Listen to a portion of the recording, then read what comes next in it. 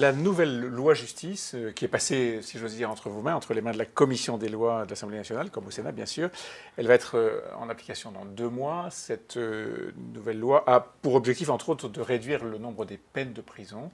On est à un moment où le niveau de violence et le niveau de délinquance augmentent sensiblement. Est-ce que c'est la bonne idée de réduire le nombre des peines de prison alors que la délinquance augmente? Alors l'objectif de la loi justice n'est pas de réduire les peines de prison, c'est justement d'avoir des peines de prison qui soient plus adaptées, plus appropriées pour justement éviter au maximum la récidive. Les moins nombreuses, disent les magistrats. Donc, oui, mais pour éviter la récidive. Et qu'est-ce qu'on sait à propos de la récidive? On sait que par exemple les travaux d'intérêt généraux permettent d'avoir moins de récidive et on sait que les courtes peines de prison ne servent pas à grand-chose. Donc l'idée de cette loi justice, c'est de dire les peines de prison supérieures à 1 an seront appliquées et ne pourront pas faire l'objet d'un aménagement immédiat, ce qui n'est pas toujours le cas aujourd'hui. Donc rendre les peines plus effectives et effectivement faire en sorte qu'on soit en dessous d'un an, une modulation. Donc les peines inférieures à 1 mois interdites et en dessous de 6 mois exceptionnelles. Et entre 6 mois et 1 an,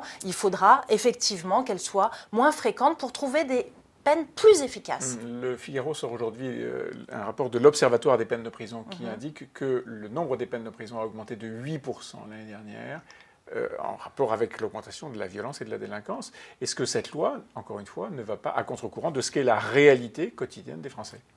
Non, je ne crois pas. Encore une fois, j'ai bien expliqué le fait qu'il y avait 2 volets. Donc, une effectivité plus grande des peines de prison au-dessus d'1 an, et en revanche des peines plus efficaces. Peine plus efficace, ça ne veut pas dire pas de peine. Quand quelqu'un est condamné à faire un travail d'intérêt général et à travailler pendant plus de 100 heures dans un service public ou dans une collectivité territoriale, ça n'est pas ne pas faire une peine. En revanche, il faut avoir des peines adaptées qui, encore une fois, permettent de réduire la récidive parce que c'est ça qui intéresse les Français. Ça n'est pas nécessairement de savoir que des personnes sont en prison, c'est de savoir que les personnes ne vont pas recommencer.